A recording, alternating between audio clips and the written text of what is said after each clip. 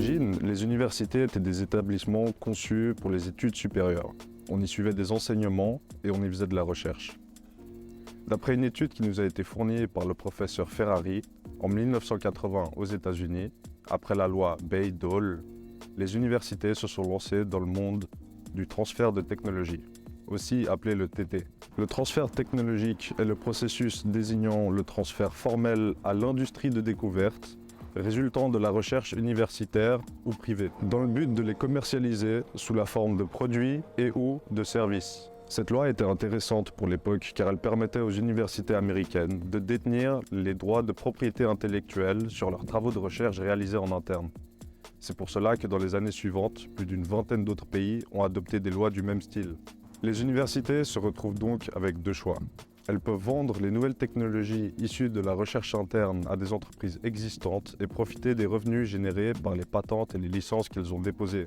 Ou elles peuvent participer au lancement de nouvelles entreprises, dites des spin-offs, dérivées des technologies qu'elles ont développées. Les organisations qui s'occupent de la deuxième partie sont ce qu'on appelle des incubateurs. Les incubateurs collaborent avec les universités et peuvent être internes ou externes à celles-ci. L'avantage d'un incubateur, c'est qu'il facilite l'accès au financement pour les entreprises et les projets en voie de développement. Les incubateurs sont constitués de personnes qualifiées dans plusieurs domaines avec des réseaux de contacts importants. La collaboration avec un incubateur donne de la crédibilité au projet car la supervision est faite par des personnes compétentes et cela attire des investisseurs. Les investissements peuvent venir de l'incubateur directement ou peuvent venir de l'extérieur. Une question se pose donc, comment est-ce que cela fonctionne-t-il en Suisse? Nous sommes aujourd'hui à Lausanne, l'endroit idéal pour répondre à cette question. Étudiants, doctorants ou bien même professeurs, c'est ici même, dans le canton de Vaud, plus précisément à l'École polytechnique fédérale de Lausanne, que se regroupent ces trois fonctions. Leur but, réussir leur cycle académique. Mais il existe, au milieu de cette foule, des personnes dont leur génie et leur ingéniosité ont en leurs mains une idée qui peut révolutionner le monde de demain. Pour concrétiser leurs rêves, l'EPFL a mis en place en 2005 un service du nom de l'EPFL Startup Launchpad. Un service qui appartient à la vice-présidence de la fédération. Sa mission, aider ces entrepreneurs de la création de la start-up jusqu'à l'incorporation dans le marché. Un service modulaire qui s'adapte à tous les entrepreneurs et qui offre un service pour tous ses besoins. Dans ce reportage, nous verrons tout d'abord les ressources mises à disposition pour ces entrepreneurs, puis nous terminerons par quelques témoignages de personnes ayant fait appel à ce service. Un reportage donné par le groupe 2 du cours de M. Michel Ferrari.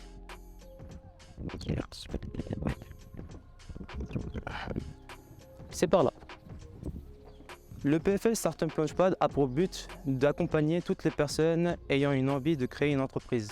Pour cela, leur service est divisé en trois grands piliers qui sont les incubations, les boosters et la communauté.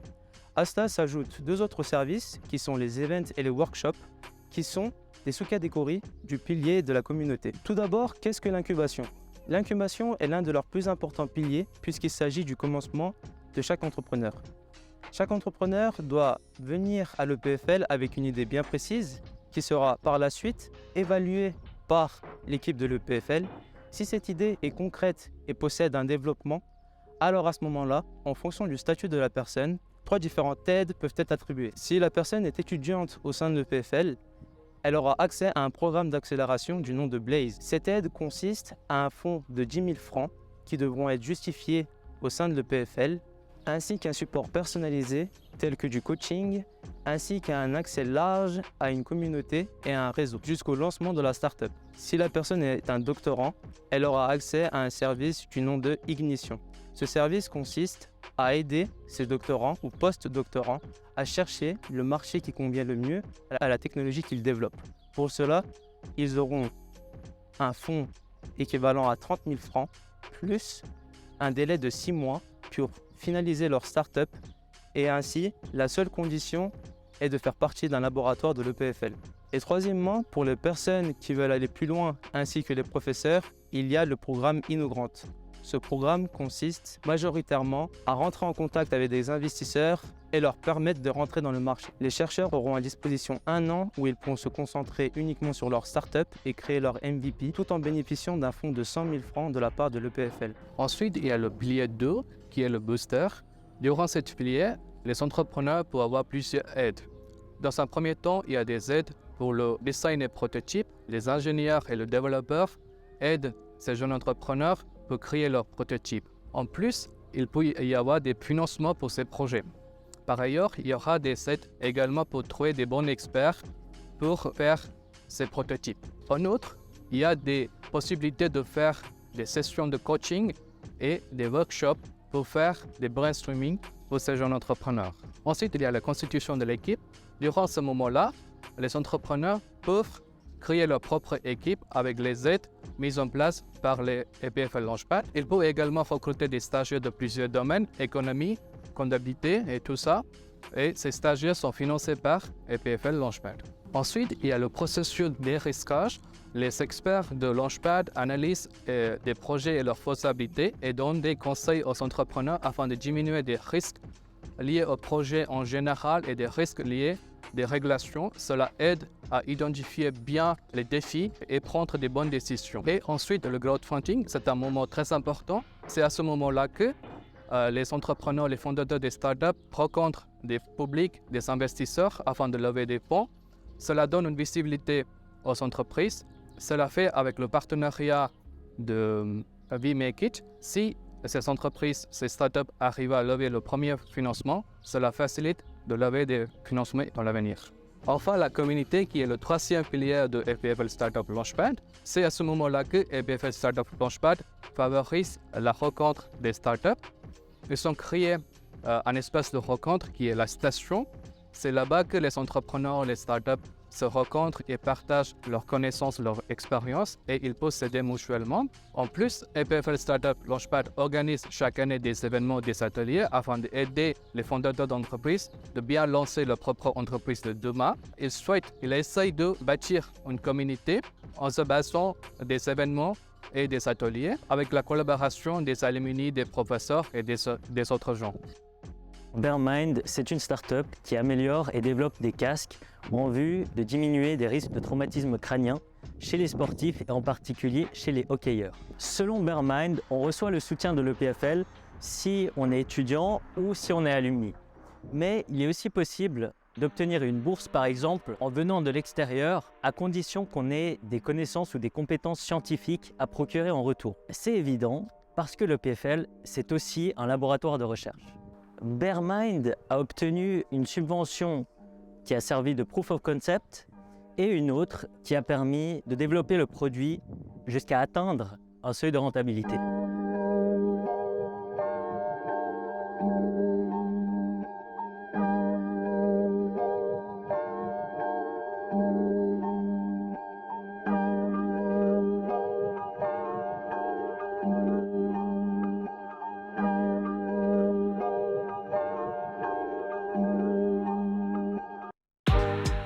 C'est des gens où les portes sont grandes ouvertes et ils peuvent vraiment vous accompagner dès le début, avant même qu'il y ait des aides concrètes sur finalement qu'est-ce qui existe, quel est l'écosystème, comment préparer les applications aux différentes subventions et aux différents programmes qui existent à l'EPFL.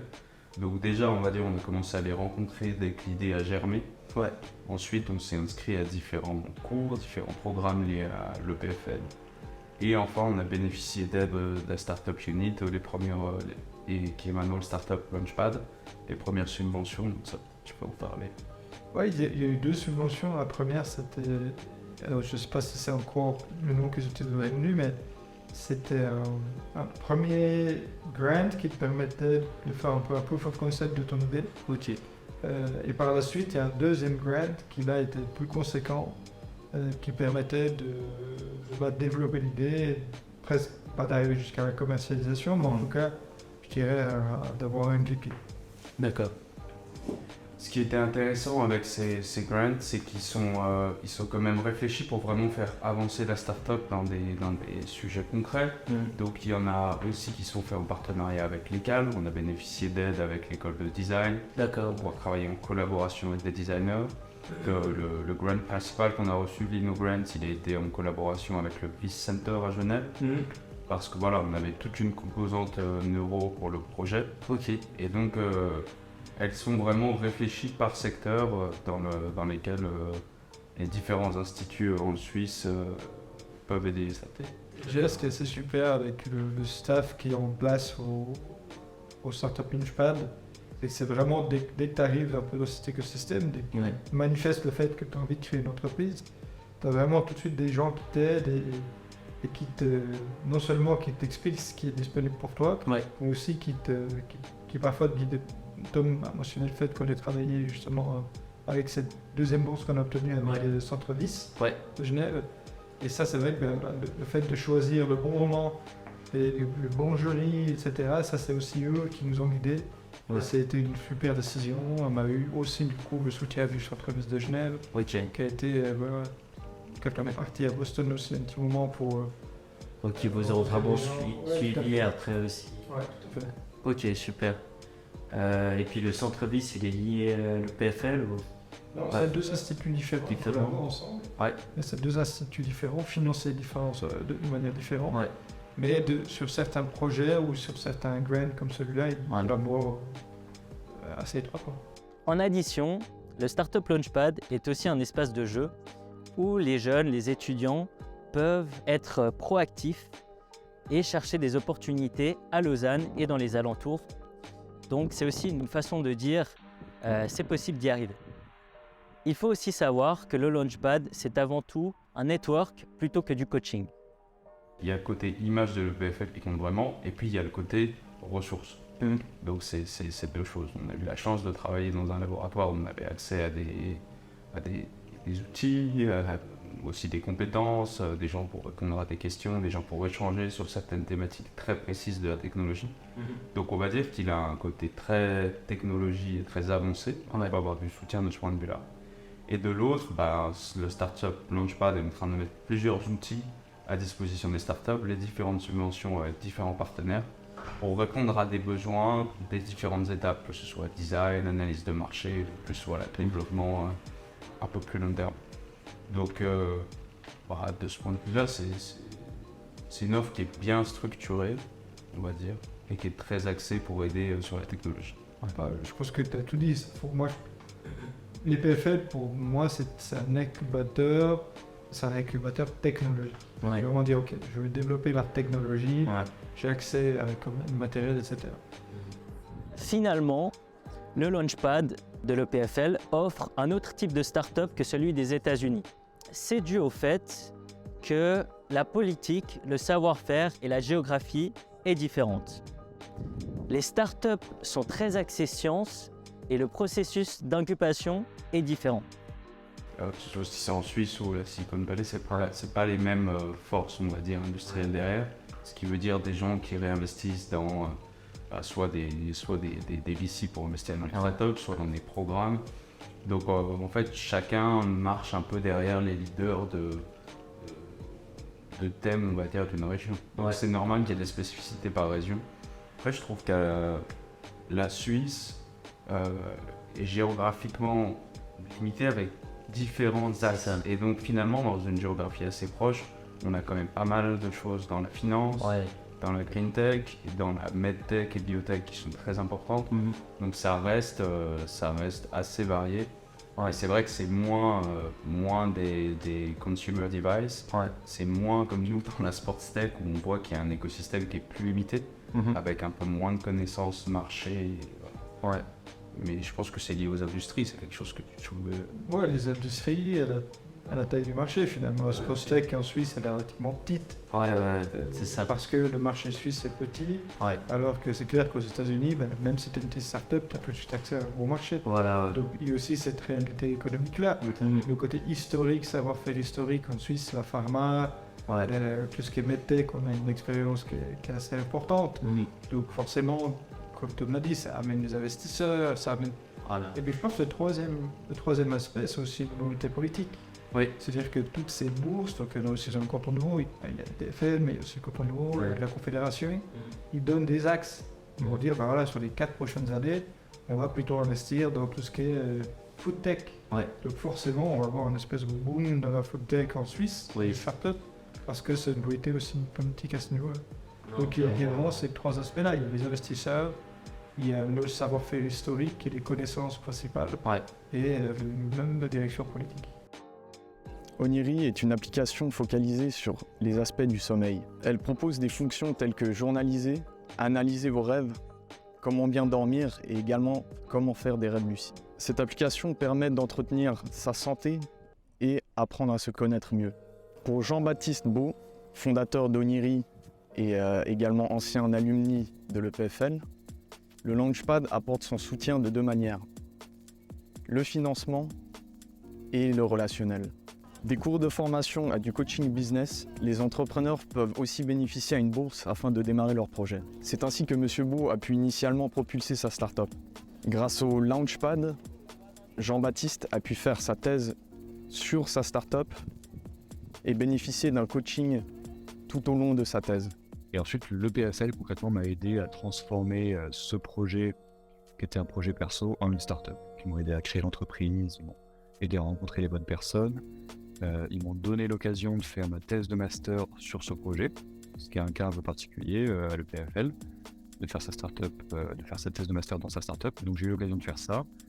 Et c'est vraiment pendant cette occasion qu'on m'a assigné un coach business. Et ce coach m'a aidé à réaliser le potentiel du projet et à transformer ça en start-up. Donc l'EPFL m'a aidé sur plusieurs niveaux, mais du coaching, de rencontrer des gens, connaître les bonnes procédures. Il reçoit une bourse du Launchpad de l'EPFL en collaboration avec le Vice Center du Biotech Campus. J'ai eu du coaching et de l'aide pour rencontrer les bonnes personnes. Et la clôture un petit peu de... Voilà, ce qui m'a le plus aidé à la fin, c'est que j'ai reçu une bourse de l'EPFL qui s'appelle une InnoGrant. Je ne sais pas si tu as déjà entendu parler. C'est la bourse un peu standard de l'EPFL quand il s'agit d'aider des projets. Donc l'InnoGrant, c'est une bourse de 100 000 francs. Moi, c'était une InnoGrant un peu particulière parce qu'elle est en collaboration avec une autre fondation qui s'appelle le Vice Center, qui est une fondation qui finance des projets liés aux neurosciences. Et donc, c'était une bourse partagée entre le PFL et le Vice Center. Et voilà. Donc ça, j'ai reçu cette bourse à la fin de mes études. Et c'est vraiment ce qui m'a permis de me lancer dans ce projet en ayant un petit peu d'argent derrière pour assurer les arrières. Et pas me lancer complètement dans le vide. Donc ça a été une grande aide. Aujourd'hui, Jean-Baptiste accroît encore ses relations afin de collaborer. Et en plus, le Vicenter, ils sont au campus Biotech à Genève. Et donc petit à petit, ça m'a permis aussi de développer mes relations avec les labos du Vicenter. Et ça, plus ma thèse, là maintenant on travaille avec un labo du campus Biotech, tourné autour du sommeil et des rêves, et ça a été aussi une grande aide. Encore une fois, le côté de l'EPFL, de pouvoir aider à rencontrer les bonnes personnes et tout ça. Voilà, alors maintenant vous savez tout sur le PFL Launchpad et j'espère que ça vous a motivé parce que vous aussi, vous pouvez être entrepreneur.